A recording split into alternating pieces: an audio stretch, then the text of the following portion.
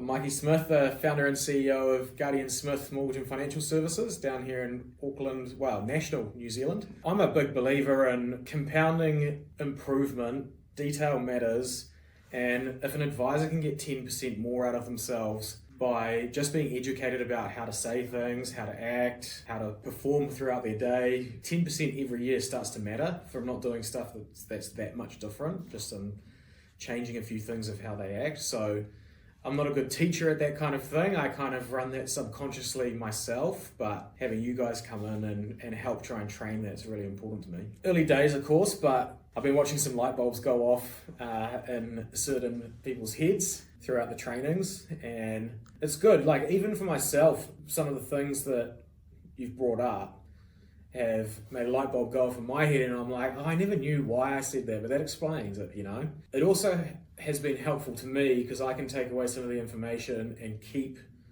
a bit of the training going throughout the week in between each session or each month. It's so cliche these days to say that we're gonna, get a goal and write it down, but unpacking why is your goal. When times get tough, you don't forget about the goal, you know your why. It's really important. So going through that process and getting people to really step by step, why, and then finally you're like, oh, this is really important. And the result is that I really need to go and help people, give advice to people so they can get their first homes and not have bad mortgage advice or go direct to a bank or something like that. It almost becomes like a constant motivator. So stuff like that's really important. Even I forget that sometimes. I'm like, we want to be the biggest mortgage company in New Zealand, and then people ask me why. I'm like, I don't know, but I do know. Yes. And you should hang on to the why and make sure that you can be proud of talking about it if you do get asked. If you can see it and then you can speak it, then you can make it happen. That's one of the other learnings from it, right? Is when you're asking yourself all of these questions, it's pulling these emotions out. You're really getting into the deep parts of the why. It's the same thing as what we want to do with someone